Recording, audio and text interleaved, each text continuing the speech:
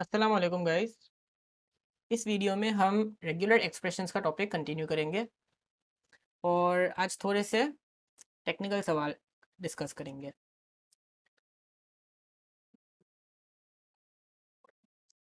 शुरू करने से पहले एक ज़रा सा रिवीजन कर लेते हैं और कॉन्सेप्ट बना लेते हैं।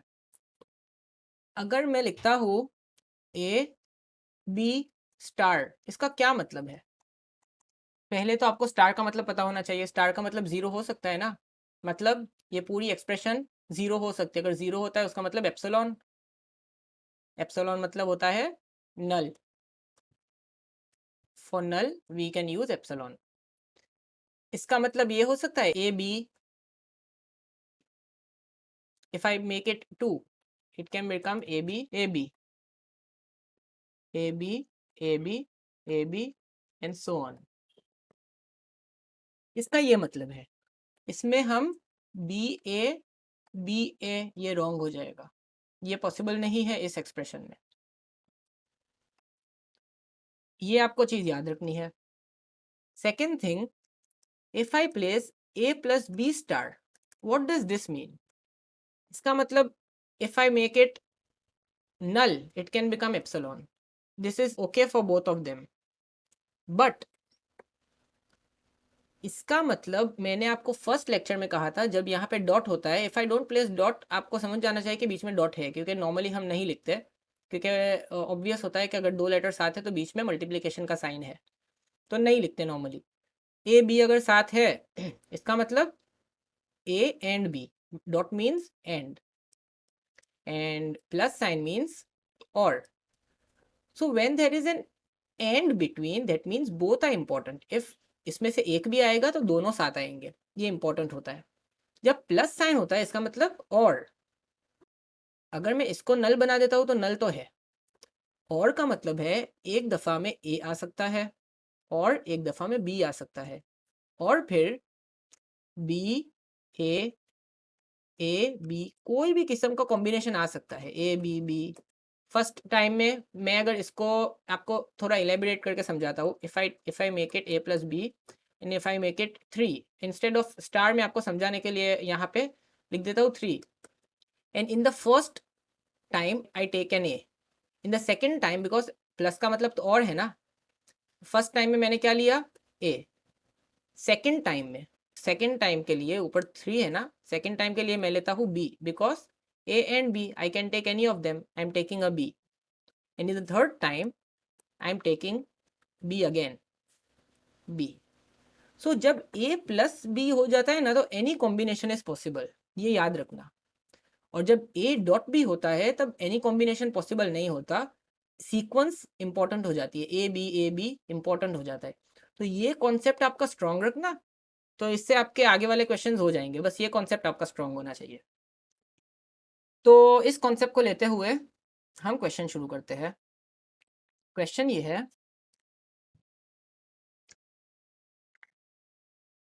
मैं पूरा क्वेश्चन नहीं लिखता, आपको डिज़ाइन और रेगुलर एक्सप्रेशन ये वाली मैं बात नहीं लिखूंगा, मैं सिर्फ main part of the question लिखूंगा। The expression has a comma B, ये वाली इंपॉर्टेंट बात है, एंड हमें एक ऐसी एक्सप्रेशन बनानी है of A's and B's with at least two A's. हमें ए और बी की ऐसी एक्सप्रेशन बनानी है, रेगुलर एक्सप्रेशन, जिसमें कम से कम दो ए तो हो ही, सही है, दो ए होना इंपॉर्टेंट है। तो जो चीज़ इंपॉर्टेंट होती है वो हम पहले लिख लेते हैं। क्या इंपॉर्टेंट है? दो ए तो बहुत इंपॉर्टेंट है। अब ए के पहले बी आ सकता है, कोई रिस्ट्रिक्शन है ही नहीं, बी आ सकता है, हम स्टार लगा देते हैं, B can be null, star means it can be null और it can be many. After A it is possible we can place any number of B. और ए के बाद यहाँ पे टेक्निकल है, यहाँ पे अगर मैं सिर्फ बी स्टार लिखता हूँ इसका मतलब सिर्फ बी ही आ रहे हैं, बट यहाँ पे है at least two A, that means there can be more A's, मगर दो होना इंपॉर्टेंट है। तो सिर्फ बी की जगह पे हम क्या लिख देंगे, ए प्लस बी स्टार। इसका मतलब आपको मैंने पहले बताया था, ए प्लस बी का मतलब any combination is possible, it can be null, it can be A B, it can be A, it can be anything, सही है, and anything with any quantity. तो इसके लिए हम ए प्लस बी स्टार लगाएंगे।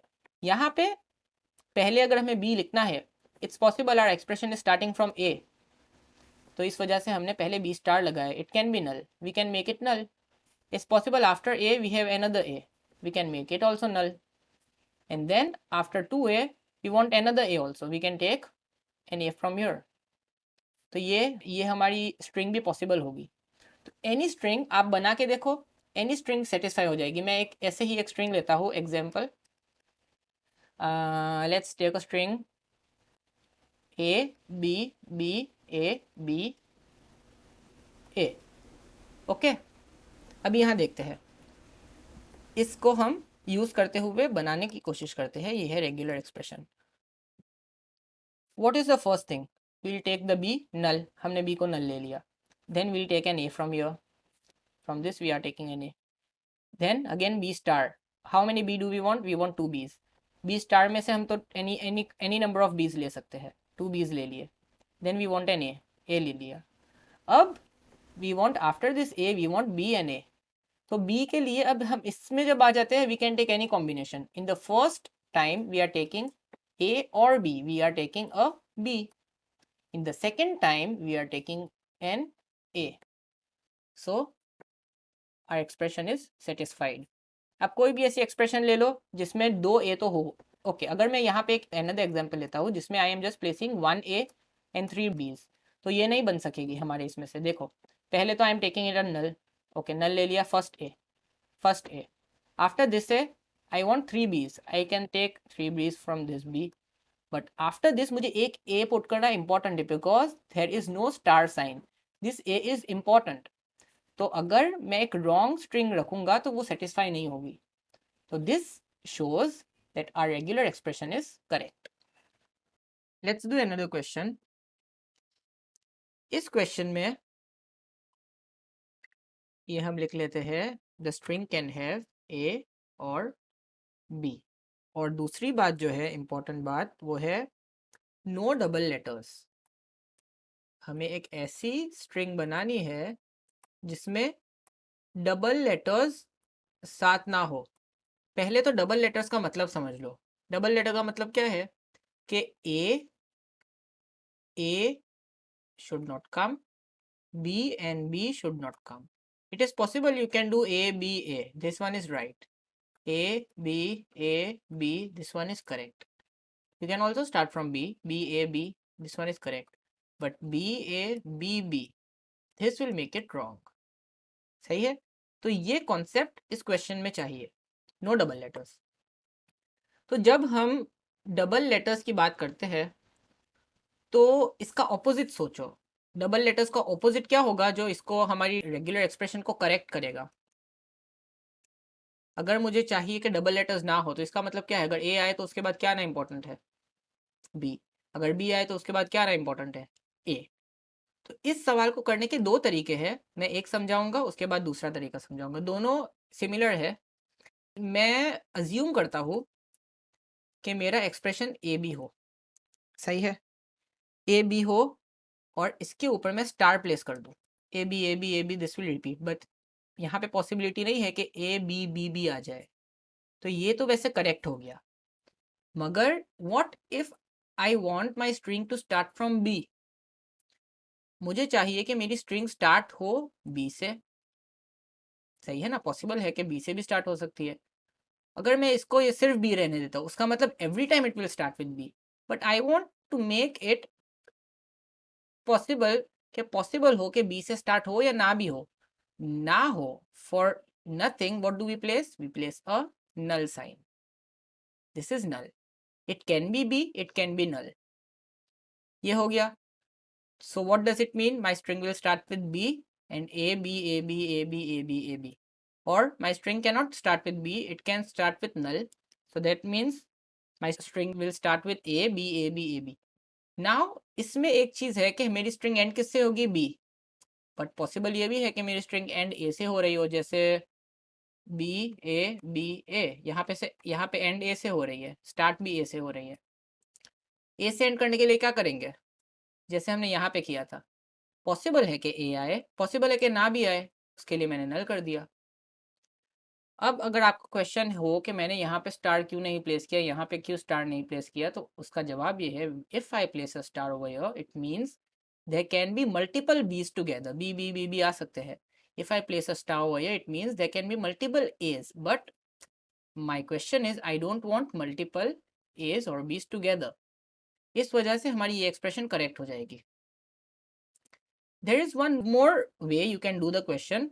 मैं और लिख लेता हूँ यहाँ पे, आप और एक तरीके से कर सकते हो। ये पहले हमने अज्यूम किया था कि ए बी हम सेंटर में लेते हैं, मैं यहाँ पे अज्यूम करता हूँ कि बी ए हम सेंटर पे ले लेते हैं। ओके, तो अब खुद सोचो, अगर बी ए सेंटर पे है तो इसके इस साइड पे क्या होना चाहिए, ए एंड सॉरी और एप्सिलॉन, एंड इस तरफ पे बी और epsilon. This string is also correct. If I place a B A over here, तो मुझे चाहिए कि ए के बाद पॉसिबल है कि बी आ जाए या पॉसिबल है ना आए, तो इस वजह से मैंने एप्सिलॉन लगाया। इसके पहले पॉसिबल है ए आए, पॉसिबल है ए ना आए, इस वजह से मैंने एप्सिलॉन लगाया। अब हम एक स्ट्रिंग लेते हैं और ट्राई करते हैं कि इन दोनों रेगुलर एक्सप्रेशन से सेटिस्फाई करे। तो अगर हो गया दोनों एक्सप्रेशन से, तो इसका मतलब हमारी रेगुलर एक्सप्रेशन इज करेक्ट। तो हम एक यहाँ से कोई भी एक ले लेते हैं। हम लेते हैं, we'll place a B over here. B and it ends with A, but no double letter is in between. So we are doing for this expression. Okay. So first let's take expression number 1. We are doing this question by using expression number 1. ये start किससे हो रही है हमारी string, it is starting with a B. तो मैं यहाँ पे से क्या लूँगा, बी। इस वाले में से हम क्या लेंगे, बी। उसके बाद A B and A B, this is coming 2 times. यहाँ पे हम ले लेंगे A B and it is ending with A. तो यहाँ से हम क्या लेंगे, A, because it is an or sign, so we can take any one from this both, so I am taking an A. here it is end, that means I have to take both AB and AB 2 times. Here also we have an option, we have to take one from these both, I am taking a B. Let's try to satisfy the same thing with expression number 2. Okay, string is B A B, तो यहाँ पे से it is starting with B, तो यहाँ पे से मुझे B चाहिए। यहाँ पे तो मुझे B की जरूरत, B यहाँ पे है already. I don't want anything from here, so what will I take, epsilon. Epsilon means null, we are taking nothing from here. Ab we took an epsilon. After this epsilon we have BA, BA, BA, 3 BAs. So we'll take BA, BA, BA from here. And what will we take from here? An epsilon. So both these expression is correct. You can make any one of these, it will be correct. Let's do one more question. ये plus and multiplication का जो sign है बीच में, वो आपको strong होना चाहिए, सही है। क्वेश्चन ये है कि we'll have string of a's and b's and the question is string of all b's, string of all b's, or there is an a followed by b's।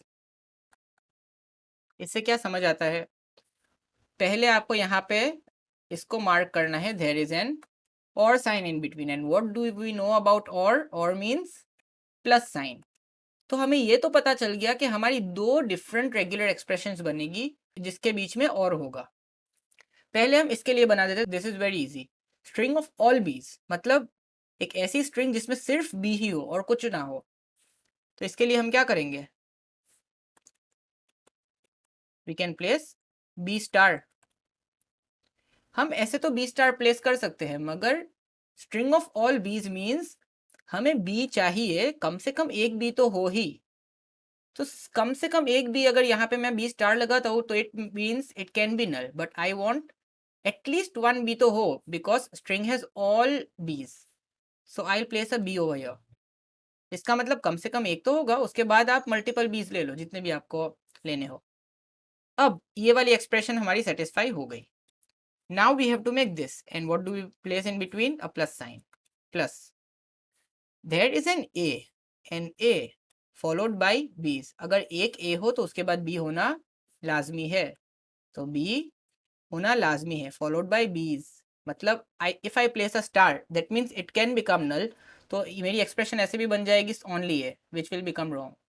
तो उसको हम करेक्ट करने के लिए बी स्टार प्लेस कर देंगे। अब क्या हो गया? हमारी एक्सप्रेशन हो सकती है B B B B only, और मेरी एक्सप्रेशन हो सकती है ए B B B. I cannot only place an A. This will become wrong. This will not satisfy the regular expression. तो ये 3 क्वेश्चन हमने डिस्कस किए हैं, और ये थोड़े अच्छे क्वेश्चंस हैं जिसमें हमने कॉन्केटिनेशन, यूनियन और क्लोजर तीनों कॉन्सेप्ट को यूज़ किया है। ये क्वेश्चंस में आपका होल्ड अप अच्छा कर लो, तो इसके बाद हम और थोड़े से क्वेश्चंस डिस्कस करेंगे और हमारा ये टॉपिक ख़त्म हो जाएगा। So that's it for this video. अगर आपको कोई क्वेश्चन हो इनके रिलेटेड, ये थोड़ा डिफिकल्ट टॉपिक है, पॉसिबल है कि आपको क्वेश्चंस हो तो नीचे कमेंट बॉक्स में पूछिएगा, तो मैं ज़रूर आपको जवाब दूंगा। Thank you.